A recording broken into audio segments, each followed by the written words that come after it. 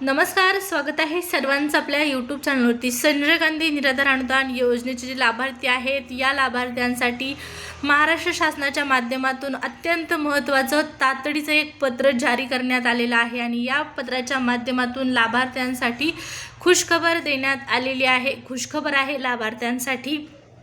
आता हे नेमकं पत्र कशा संदर्भात आहे, काय बातमी आहे ते आपण जाणून घेणार आहोत। त्यासोबतच डिसेंबरचा हप्ता 4,500 रुपये वाटप कधीपर्यंत पैसे होणार जमा, त्याचबरोबर नोव्हेंबरचे ज्यांना पैसे आलेले नाहीत त्यांनी काय करायचं आहे, त्यांना कधीपर्यंत पैसे जमा होतील याचीही माहिती पाहणार आहोत। त्यामुळे हा जो व्हिडिओ आहे तो शेवटपर्यंत पाहायचा आहे। आणि आणखीन एक सूचना, चॅनलवरती पहिल्यांदा आला असाल, पहिल्यांदा व्हिडिओ पाहत असाल तर चॅनलला सबस्क्राईब करायचं आहे, जेणेकरून या योजनेच्या सर्व अपडेट तुम्हाला मिळत राहतील। चला तर मग सुरुवात करूया व्हिडिओला आणि जाणून घेऊया महत्त्वपूर्ण माहिती संजय गांधी निराधार योजना। तर इथं तुम्हाला स्क्रीनवरती एक पत्र दिसत आहे, महाराष्ट्र शासनाच्या प्राथमिक शिक्षण संचालनालयाच्या माध्यमातून जारी करण्यात आलेलं आणि तात्काळ हे पत्र जारी करण्यात आलेलं आहे। तातडीच्या यामध्ये सूचना आहेत, तातडीचं हे पत्र आहे।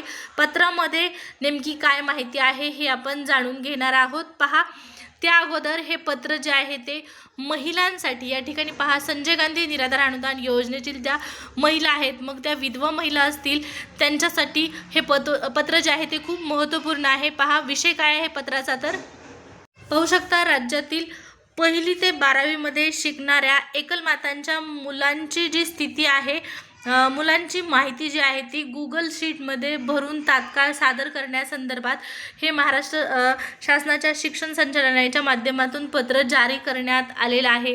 आता यामध्ये पहा, पुढे महत्त्वपूर्ण माहिती दिलेली आहे। तर उपरोक्त विषयाच्या अनुषंगाने संदर्भीय पत्राचे अवलोकन करावे। त्याचबरोबर उपरोक्त संदर्भीय पत्र अन्वये महाराष्ट्रातील एकल मातांची आर्थिक व सामाजिक स्थिती अत्यंत दयनीय आहे। त्याचबरोबर महिला या मजुरी करून जगतात व त्यांच्या मुलामुलींची शिक्षण करताना त्यांना खूप कठीण जाते। त्यामुळे अनेकदा या महिला त्यांच्या मुलामुलींना शाळेतून काढून घेतात, त्यामुळे त्यांचं शिक्षण जे आहे ते बंद होतं। शिक्षण विभागातील या मुलामुलींची संख्या संकलित करून अशा मुलांना शिक्षणाच्या म्हणजे या ठिकाणी पहा, मुलांच्या शिक्षणाकडे विशेष लक्ष देण्याची गरज आहे आणि त्याच अनुषंगाने आपल्या स्तरावरून 1ली ते 12वी पर्यंतच्या मुलामुलींची संख्या शालेय शिक्षणाच्या निर्देशानुसार संकलित करून सोबत जोडलेल्या विवरणपत्रामध्ये शासनास सादर करावायचे आहे। कोणत्या तर राज्यातील 1ली ते 12वी मध्ये शिकणाऱ्या मुलांची संख्या, यामध्ये एकल मातांबरोबरच पहा, विधवा महिला, घटस्फोटित, त्याचबरोबरच परित्यक्ता या सर्व महिलांचा समावेश असणार आहे। आणि अशा महिलांच्या मुलांची संख्या संकलित करून ती गुगल शीटमध्ये भरण्यात येत आहे। पहा, राज्यामध्ये ज्या विविध महिला आहेत, ज्या आपल्या मुलांना एकट्या सांभाळतात, त्यामध्ये विधवा महिला असतील किंवा इतर महिला असतील, तर अशा महिलांच्या मुलांची शासनाच्या माध्यमातून अशा प्रकारची सध्या माहिती जी आहे ती मागवली जात आहे। राज्यातील 1ली ते 12वी मध्ये शिकणाऱ्या एकल मातांच्या मुलांची माहिती सोबत देण्यात आलेली असलेल्या गुगल शीटमध्ये भरून, त्याचबरोबर याची जी सॉफ्ट कॉपी तसेच हार्ड कॉपी स्वाक्षरी विभागीय शिक्षण संचालय यांना तात्काळ संचालनालयात सादर करावायची आहे। ही माहिती गुगल शीटची लिंक खालीलप्रमाणे देण्यात आलेली आहे। तर गुगल शीटमध्ये ही संपूर्ण माहिती संकलित करण्यासाठी शासन स्तरावरून अशा प्रकारच्या सूचना देण्यात आलेल्या आहेत। आता याचा तुम्हाला काय फायदा होणार, तर पहा, या संकलनाच्या माध्यमातून जी माहिती गोळा केली जात आहे, यामध्ये 1ली ते 12वी मध्ये अशा मुलांची संख्या निश्चित होणार आहे, ज्या मुलांच्या विधवा महिला माता असतील किंवा एकल माता असतील, तर यांच्या मुलांची शिक्षणाची पुढे सोय करण्यासाठी शासन स्तरावरून प्रयत्न केले जात आहे। तुम्हाला माहीत असेल, आपण एका मागच्या व्हिडिओमध्ये 16 योजना सामाजिक न्याय विभागाच्या माध्यमातून विशेष 16 योजना सुरू केल्या जात आहेत आणि या 16 योजनांच्या माध्यमात म्हणजे 16 योजनांपैकी एक योजना अशी आहे की मुलांच्या शिक्षणासाठी मोफत शिक्षण त्या योजनेच्या माध्यमातून देण्यात येत आहे। त्याचबरोबर मुलांच्या शिक्षणासाठी भत्ताही देण्यात येत आहे। 12,000 रुपयेपर्यंतचं अनुदान देखील शासन स्तरावरून दिलं जात आहे। तर या सर्व योजनांची तुम्हाला माहिती असणं गरजेचं असतं। हे पत्र तात्काळ काढण्यात आलेलं आहे। अशी संख्या निश्चित करून शासन पुढे या संदर्भात प्रोसेस करणार आहे। अशा मुलांचा शोध घेऊन त्यांना पुन्हा शिक्षण प्रवाहात सामील करून घेण्यासाठी शासनाकडून अशा प्रकारचे प्रयत्न केले जात आहेत।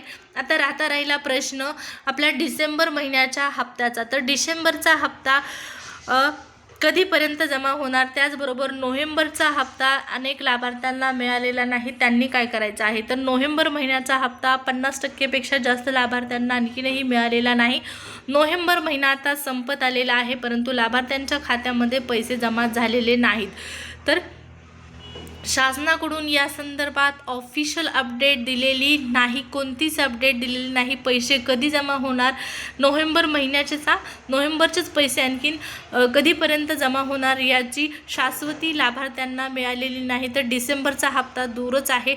डिसेंबरच्या हप्त्याचा आणखीन शासन निर्णय देखील जारी झालेला नाही। 30 तारखेच्या आतमध्ये हा शासन निर्णय निर्गमित करण्यात येतो आणि त्यानंतर मग 5 ते 6 तारखेला ऑफिशियल साईटवरती मेसेज पडतो, तिथनं पुढं पैसे पडण्याची प्रक्रिया सुरू होते, परंतु आणखीन शासन निर्णय जारी झालेला नाही। त्यामुळे साहजिकच आहे डिसेंबर महिन्यामध्ये सुद्धा लाभार्थ्यांना हप्त्यासाठी खूप जास्त वाट पाहावी लागू शकते। लवकर मिळाला तर चांगलीच गोष्ट आहे, परंतु विलंब होण्याची शक्यता आहे, कारण शासन निर्णय आणखीन जारी झालेला नाही। डिसेंबरचे पैसे तुम्हाला कधीपर्यंत मिळतील तर शासन निर्णय निर्गमित आल्याच्या नंतर ते कळणार आहे, परंतु नोव्हेंबरचा हप्ता ज्यांना आलेला नाही त्यांच्यासाठी महत्त्वाची सूचना, जर तुमच्याकडून काही प्रोसेस बाकी असेल, म्हणजे KYC करायची बाकी असेल, त्याचबरोबर तुमची दिव्यांग म्हणून नोंद लावणं बाकी असेल, तर तुमच्या स्तरावर ज्या गोष्टी तुमच्या हातात आहेत, तुमच्याकडे म्हणजे तुम्हाला ज्या गोष्टी शक्य आहेत त्या गोष्टी तुम्ही करून ठेवा, जेणेकरून शासनाकडून पैसे वाटप सुरू झाल्याच्या नंतर तुम्हाला अडचण येणार नाही, पैसे जमा होतील। तर KYC चेक करा झाली आहे की नाही, आणि तुम्ही डॉक्युमेंट दिले नसतील तर नक्की डॉक्युमेंट सादर करा।